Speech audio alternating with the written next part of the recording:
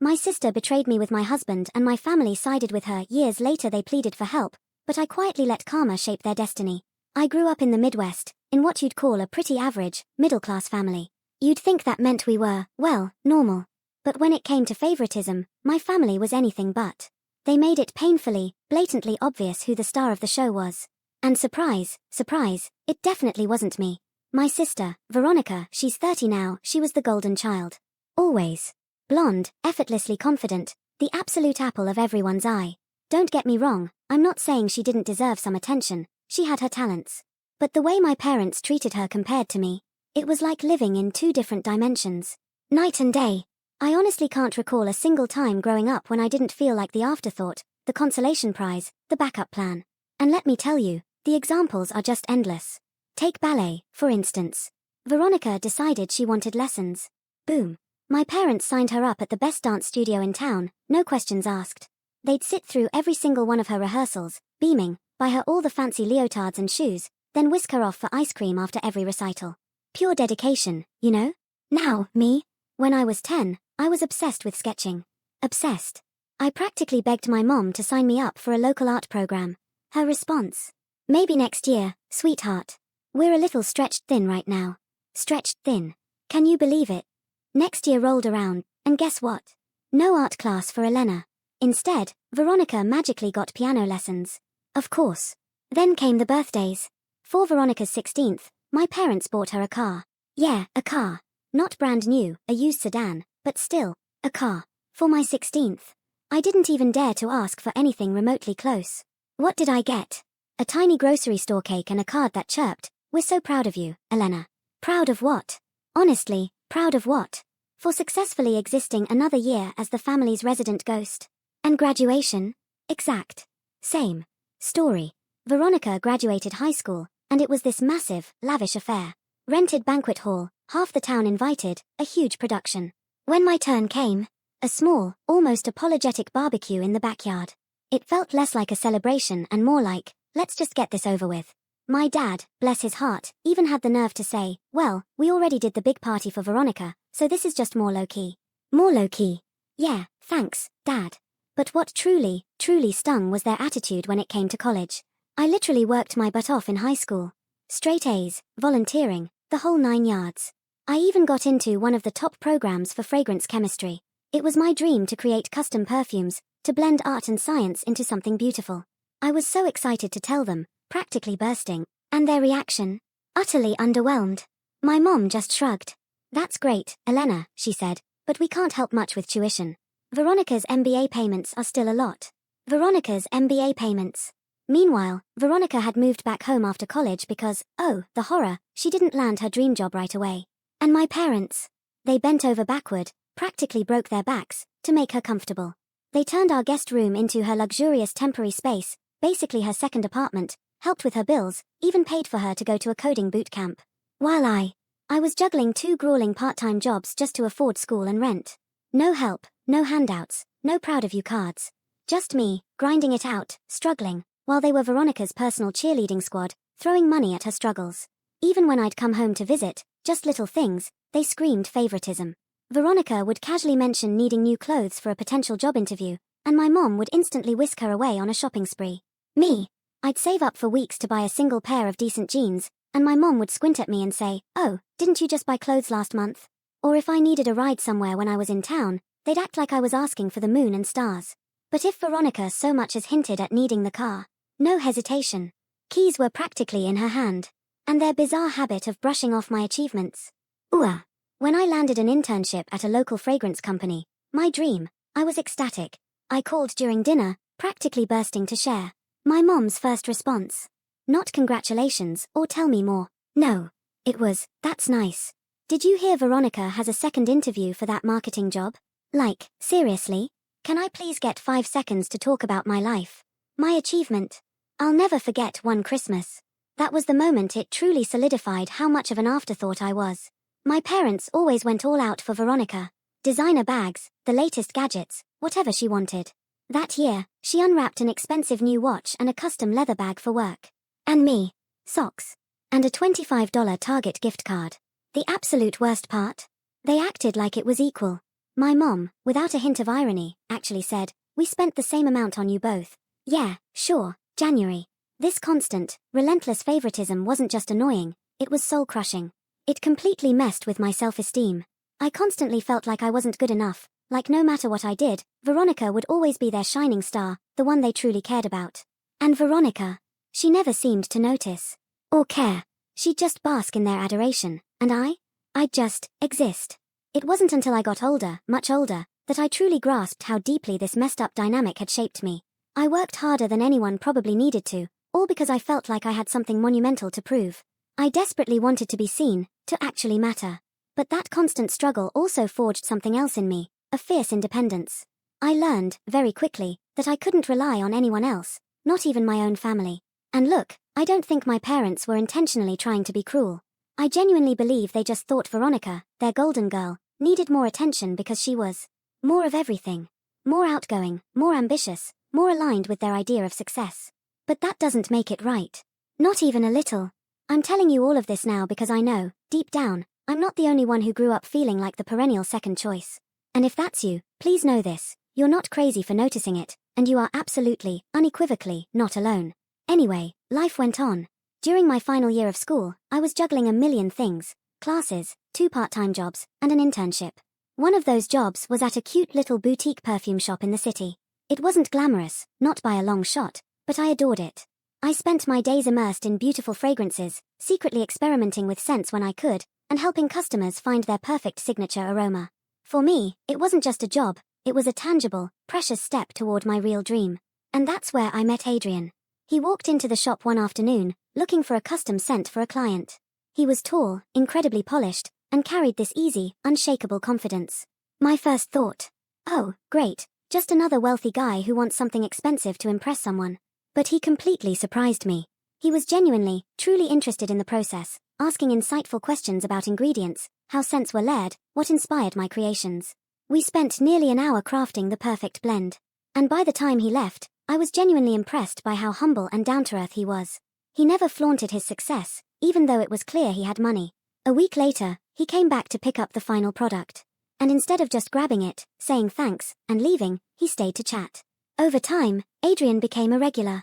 He'd stop by, and we'd talk about everything: business, creativity, life. I learned. He ran a startup that had recently exploded, but again, no flaunting. He was far more interested in hearing about my studies, my goals. And in that, I found something I'd never had before, someone who took a genuine interest in me. Not my family, not anyone. Eventually, he asked me out. And man, I was so incredibly nervous. I wasn't sure I was ready for anything serious. I had so much on my plate, and the idea of dating someone like Adrian felt intimidating. But he had this incredible way of making me feel completely at ease. He didn't care that I was still a student, working 2 jobs. He admired my drive, my passion. He made me feel truly seen, in a way I never, ever had before. Our relationship moved quickly, but it just felt so incredibly natural. Adrian was supportive in ways I couldn't even fathom. When I had late-night assignments, he'd magically send takeout, reminding me to actually eat. When I was drowning in exam stress, he'd gently tell me to take a break, to just breathe. He wasn't just my boyfriend, he became my biggest, fiercest cheerleader. So, when Adrian proposed a year after we started dating, I was utterly stunned. I knew we were in a good place, a really good place, but I certainly didn't expect it so soon. He planned this whole, elaborate, fairy tale evening. Dinner at a breathtaking rooftop restaurant, soft music, flickering candles, the works. And when he pulled out that ring, I didn't even hesitate. I said yes. A resounding, joyful yes. Because for the first time in my entire life, I truly felt like I was someone's first choice. Of course, when I told my parents, their reactions were as predictable as the sunrise. My mom barely acknowledged the engagement before chirping, "Wow, Adrian must be doing really well. I hope he's taking good care of you." My dad's response was eerily similar. "Well, at least you won't have to worry about money anymore." Not a single question about the proposal, the wedding plans, or even how I felt. It was all, exclusively, about Adrian and what he could provide. Then, at our engagement dinner, my mom leaned over to me and actually whispered, "You know, Adrian must have some friends. Veronica could really use someone like him." I tried to brush it off, tried to convince myself it was a one-off comment. It wasn't. Every single time I spoke to my mom after that, she'd find a way to wedge it into conversation. "Have you talked to Adrian about introducing Veronica to anyone? You know, Veronica's been so unlucky in love." Maybe Adrian could help. It was infuriating. It was like she absolutely could not stand the idea of me having something Veronica didn't. The entire wedding planning process was a nightmare, honestly. My mom was more excited about what Adrian's family was contributing than she was about the actual wedding. She'd say things like, well, at least they're paying for the venue. That's nice of them. As if it wasn't my wedding too. And the wedding day itself. Beautiful. Truly. But of course, Veronica couldn't just let me have my moment. Oh no. She showed up in this utterly over-the-top dress that looked more suited for prom queen than a sister's wedding. And she spent half the night networking with Adrian's friends and colleagues, like she was actively auditioning for a role in his life. And the comments, oh my god, the comment. She'd loudly joke about how lucky I was to find someone like Adrian, saying things like, wow, Elena really hit the jackpot, didn't she? Or, Adrian must have a soft spot for hard-working women. I could practically feel the backhanded compliments, dripping with barely concealed jealousy. I wasn't the shadow anymore, and Veronica, she could not handle it. I saw it in the way she acted around Adrian, overly friendly, always laughing a little too loudly at his jokes, like they were the funniest thing she'd ever heard. At one point during the reception, I caught her cornering him by the bar, and I swear, my stomach just lurched. When I asked her later what they talked about, she just gave this innocent shrug and said, oh, nothing. Just thanking him for being so good to you. The honeymoon phase of my marriage was everything I'd ever dreamed of.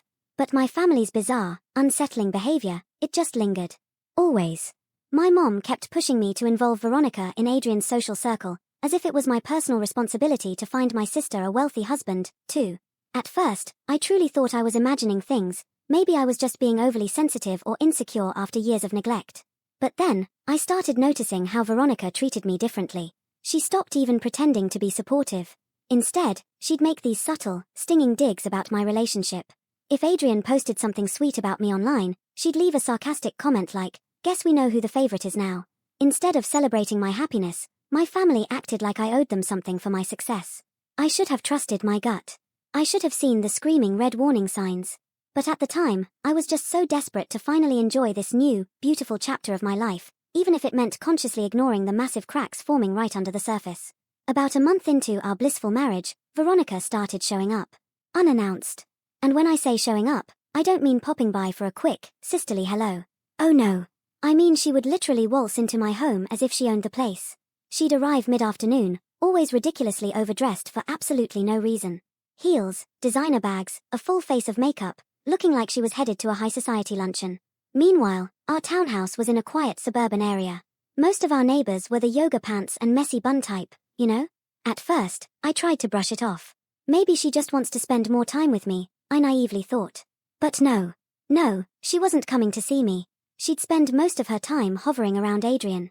Lingering in the kitchen while he cooked. He loved making homemade pasta, it was his thing, laughing at his jokes like she was auditioning for a romantic comedy. It made me so intensely, excruciatingly uncomfortable. I remember one day, I was folding laundry in the living room, and I overheard them in the kitchen. Adrian was explaining how he made his bolognese sauce, and Veronica was laughing. So loudly. You'd think he was a stand-up comedian headlining Vegas. It wasn't just a polite chuckle. It was that kind of laugh, the kind that makes your stomach clench, because you know, deep down, it has absolutely nothing to do with the joke. I tried to talk to Adrian. I even attempted to make it sound casual. I said something like, hey, I love that Veronica's visiting, but maybe it's a bit much, you know? He just shrugged, completely dismissive. She's your sister, Elena. She's probably just lonely. Lonely? Veronica wasn't lonely. She was bored. There's a colossal difference. Things escalated. She started coming over even more frequently. One evening, I came home from work to find her sitting on our couch with Adrian, eating takeout from our favorite place, like they were having some cozy little date night. When I asked what she was doing there, she just smiled. Oh, I was in the neighborhood and figured I'd keep Adrian company since you were working late. And that's when I started noticing the other things. Veronica had this infuriating knack for finding reasons to touch Adrian. Fixing his tie. Brushing imaginary lint off his shoulder. Leaning in a little too close when she talked to him. And Adrian? He didn't seem to notice. Or, more likely, he pretended not to.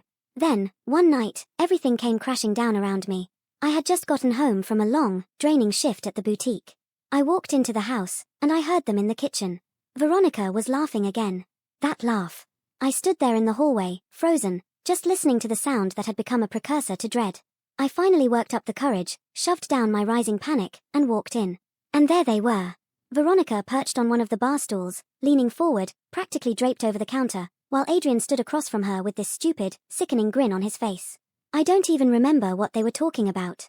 All I remember is the gut-wrenching sensation as my heart plummeted into my stomach.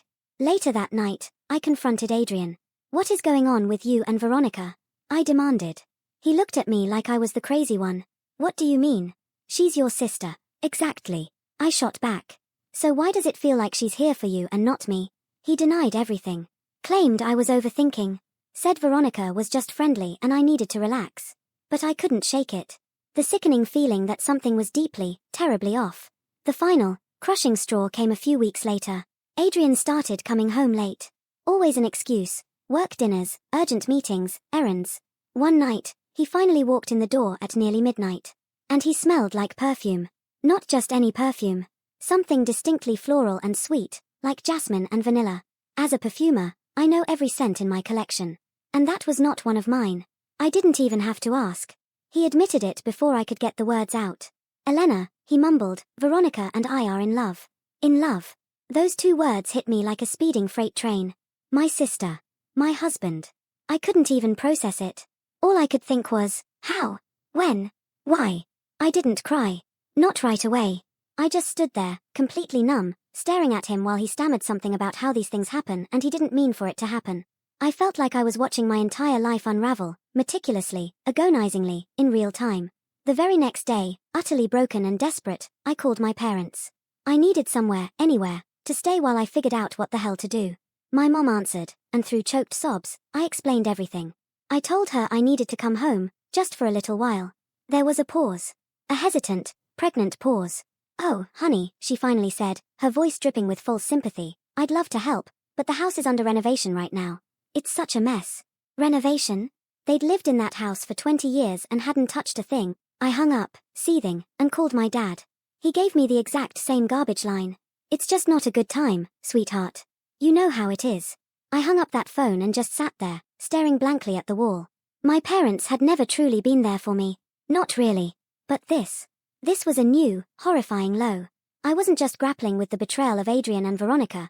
I was being actively abandoned by my entire family. I spent that night in our guest bedroom, scrolling through apartment listings I couldn't possibly afford, wondering how my life had spiraled so catastrophically. I felt utterly, completely alone. It took weeks. Weeks of agonizing overthinking, replaying every single conversation, every fleeting interaction in my head, for the pieces to finally click. And when they did, the truth was a sledgehammer to the gut. My parents had known about Veronica and Adrian's affair the entire time. They weren't just passively unaware. No, they had actively, intentionally supported it. At first, my mind screamed no. Who would ever believe that? But the signs, the horrific, glaringly obvious signs, they were all there when I looked back. My parents brushing off my desperate calls for a place to stay. My mom's transparent, vague excuses about some phantom renovation. My dad's awkward, hushed tone, like he was trying to avoid saying too much, trying to cover their tracks. They hadn't been protecting me. They'd been protecting her. Veronica. Their golden child. In their eyes, she could do no wrong. Even when she brutally stabbed her own sister in the back, they still prioritized her comfort, her convenience, over my unimaginable pain. They didn't want me moving in because it would have been too messy for them. They didn't want to deal with the inevitable fallout of their blatant, disgusting favoritism. So, I filed for divorce. The process was swift, brutally quick. Adrian, ever the savvy businessman, had made sure I signed a prenup before we married. So, he ensured I walked away from that shattered marriage with absolutely nothing. Not a single thing. After my entire world imploded, I was desperate. Desperate for any kind of support, any understanding. So, I reached out to Adrian's parents. Not to air our dirty laundry, not for vengeance. I just needed to let them know what had happened, maybe find some sliver of clarity in the chaos. His mom, surprisingly, was incredibly kind. She even admitted she'd had her doubts about Veronica from the very beginning. But Adrian, he didn't see it that way. When he found out I'd contacted his family, he exploded. He accused me of trying to turn them against him, of stirring up drama and ruining his reputation. Which, the sheer irony, considering the monumental mess he'd made. But as if that wasn't enough, Adrian took things a massive step, further. It wasn't enough that he had utterly destroyed my trust, my marriage, and my family. He decided he was going to destroy my career, too. I found out when I showed up for work at the boutique one morning, only to be immediately called into the manager's office. My boss, who had always been so supportive, suddenly couldn't even make eye contact with me. She handed me a final paycheck, muttering something vague about restructuring and how things weren't working out. It made no sense. None. Until a coworker, bless her heart, let it slip later. Adrian had gone to the owner. He'd claimed I was causing drama that was bad for business. I was furious. Absolutely, incandescently furious. Every fiber of my being screamed to storm into his office, to unleash hell, to demand answers. But I didn't. What was the point? He wasn't worth another ounce of my energy. 4 days, I just sat there in my new, tiny, lonely apartment, staring at the blank walls, utterly lost, wondering what on earth I was going to do. Rent was due soon, and without a job, I had absolutely no idea how I would pay it. I felt like the universe had systematically ripped away everything I had worked so hard for. But then, one night, sitting there, something just clicked. I was scrolling aimlessly through Instagram, watching other people I didn't even know live lives I couldn't afford, when I stumbled upon a post about small businesses. It was a woman who had started her own candle-making company right out of her kitchen. She talked about transforming her passion into a career, building something incredible from nothing. I sat there, phone clutched in my hand, and a simple, powerful thought resonated through me. Why not me? I had always dreamed of starting my own perfume line. But I'd always pushed it aside, told myself I wasn't ready, that it was too big, too risky. Well, if there was ever a time to take a leap, it was now. What did I have left to lose? Absolutely nothing. So, I took a small loan, just enough to cover the bare essentials, and poured in what little savings I had left. My tiny apartment transformed into my chaotic, beautiful workspace. Slowly, painstakingly, word started to spread. Then, one magical day, a small beauty blogger with a surprisingly decent following posted a glowing review, raving about how unique my scents were. Overnight, my Instagram absolutely exploded. The second year was a monumental turning point. I started getting inquiries from boutiques, real boutiques, wanting to carry my perfumes. I rented my first studio in town, a far cry from working at my dining table. It wasn't much, just a single room with enough space for my supplies and a cozy little corner to meet clients. I even hired an assistant to help manage the rapidly growing workload. By the end of that second year, I was actually profitable. Not just scraping by, but truly making enough to live comfortably, to plan for a future. My perfumes were being featured in small magazines and blogs, and customers from all over the country were placing orders. This business wasn't just a way to pay the bills anymore. It was my profound, powerful way of taking back control of my entire life. Every single bottle of perfume I created felt like a small, exhilarating victory. A constant, potent reminder that I was capable of building something beautiful, something entirely mine, from the absolute ashes of everything I had tragically lost. Then, 2 years later, completely out of the blue, on one of those miserable, rainy afternoons where all you want is a hot coffee and absolutely no human interaction, I was in my studio, meticulously packing an order for a small boutique in Seattle. I heard the bell on the door jingle. At first, I assumed it was Mia, my assistant, back from Starbucks, or maybe a curious customer. But no. My blood ran cold. It was her. Veronica. And she had a baby in her arms. I just froze. My mind, for a split second, refused to process it. She looked awful. I mean, truly terrible. Messy bun, dark, cavernous circles under her eyes, a threadbare coat, and a baby bundled in a Odyssey that had definitely seen better days. Why in the world would she be here? But no, it was real. Elena, she whispered, her voice shaky, fragile. I didn't know where else to go. I just stood there, staring. 2 years. 2 whole years had passed since I'd last seen her face to face. The last time was at some obligatory family gathering where she and Adrian were parading around, smug as ever, like the king and queen of everything. Now, she looked like life had taken a baseball bat to her. What do you want, Veronica? I asked, my voice surprisingly steady, trying desperately to keep a calm facade. She shifted the baby in her arms, giving me this pitiful, wounded animal look. I need help, she finally managed to stammer out. Adrian left. I swear to God, I almost laughed. Adrian left her? Wow, shocking. Who could have possibly predicted that one? Oh, right. Literally everyone except Veronica. Adrian left you? I said, raising an eyebrow, letting a hint of a sneer creep into my tone. Gee, I wonder why. She winced, visibly flinching, but didn't argue. Elena, please, she begged, her voice cracking. I know I've made mistakes. I know I hurt you. But I'm desperate. I have nowhere else to turn. And then, the ultimate manipulation. This is your nephew, she added, motioning weakly to the baby. Don't you want to meet him? My nephew? Right. I glanced at the innocent little face, and for a fleeting second, a pang of something, maybe pity, maybe just primal connection, flickered. But then I looked back at Veronica. The same sister who had so casually, so ruthlessly, blown up my entire life without a second thought. And any shred of sympathy I might have felt for her evaporated into thin air. "Why don't you call Adrian?" I shot back, my voice colder than I thought possible. "Isn't this his kid?" Her face flushed a deep, ugly red, and she started stammering. "Well, no, he's not. Of course, he wasn't."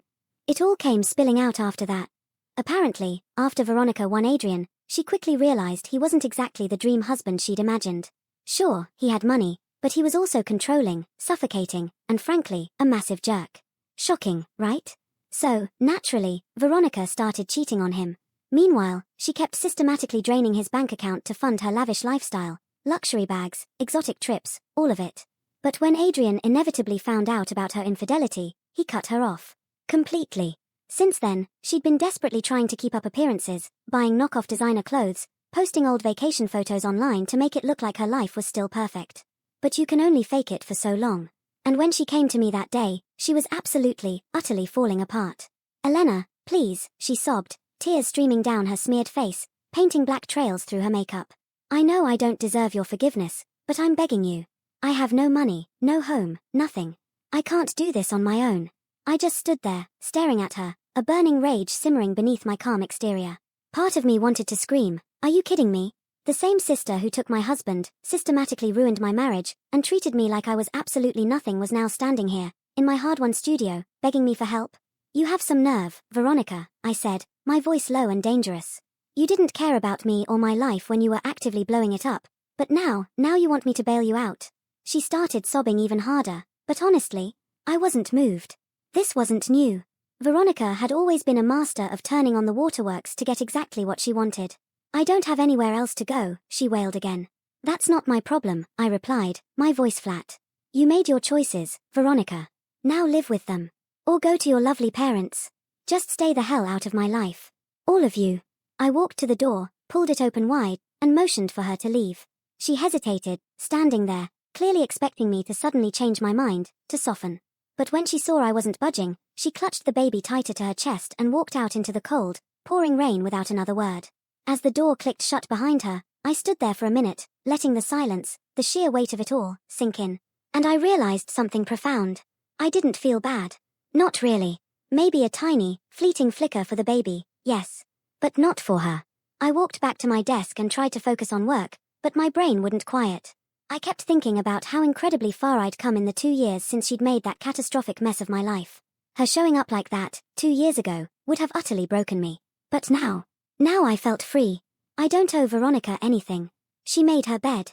And she can absolutely, unequivocally, lie in it. I've spent far too much time trying to clean up after her messes, and I'm done. I've always believed in karma. It might not come knocking immediately, but eventually, inevitably, people get what's coming to them. And let me tell you, karma didn't hold back. Not just with Veronica, but with Adrian, and yes, even my dear parents. Adrian's once thriving business. It went downhill faster than a kid on a sled in January. After he left Veronica, she didn't just quietly fade away. Oh no. She dragged him all over social media, posting lengthy, dramatic rants about how he'd emotionally abused her and controlled her every move. Never mind the inconvenient truth that she was the one cheating on him while brazenly living off his money. But here's the thing, people talk. And word spreads like wildfire in his industry. Potential investors backed out, business partners suddenly stopped returning his calls, and his carefully constructed reputation, it absolutely tanked. Adrian wasn't the saint he pretended to be, and finally, people were starting to see it. Last I heard, he had to sell his company for a fraction of what it was worth, just to cut his losses and pay off mounting debts. Then, one day, Adrian had the sheer audacity to show up out of nowhere. I was in my studio, testing a new blend, when he just walked in, as if we were old friends picking up where we left off. He looked different, though. Less polished, undeniably more tired. There was this sad, almost desperate energy clinging to him. He started with some awkward small talk, and then, inevitably, it came. "I made a mistake, Elena," he mumbled, his eyes pleading. "I didn't realize what I had until I lost it." He went on and on about how Veronica had ruined his life, how he missed the way things used to be with me, how he was hoping we could start over. I didn't even let him finish. I just looked him dead in the eye and said, "Adrian, I built myself a whole new life from the wreckage you left behind. There is no space for you in it." And then I told him, simply, definitively, to leave. The sheer gall of that man. As for Veronica, She eventually had to move into a tiny, cramped apartment in a decidedly not so great part of town. She now works at a call center, the very kind of job she used to openly mock people for having. She spends most of her time ranting on social media about how unfair life is, blaming absolutely everyone but herself for her spectacular downfall. And the worst part? She still tries to act superior, posting passive-aggressive quotes like, "Some people are so lucky, but I guess not everyone deserves it." And my parents? Oh, they didn't come out unscathed either. When Veronica's life started to spectacularly fall apart, they did what they always do, they bailed her out. They sold their house, the home they'd lived in for over 20 years, and used the money to cover her debts. They moved into a cramped condo on the outskirts of town, a far cry from the home they once took so much pride in.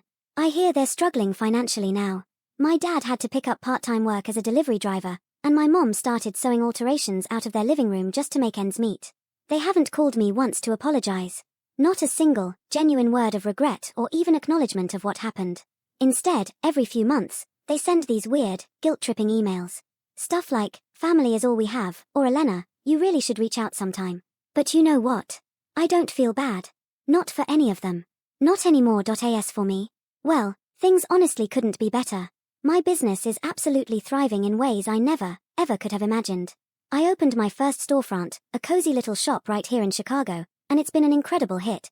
We have customers coming in from all over, drawn in by our unique, personalized approach to creating signature scents. On a personal note, I've also moved on in the most beautiful way possible. I'm now engaged to Ethan. We're planning our wedding for next spring, a small, intimate ceremony with our closest friends and a few family members. And by family, I mean the chosen kind. Not the ones who so brutally stabbed me in the back.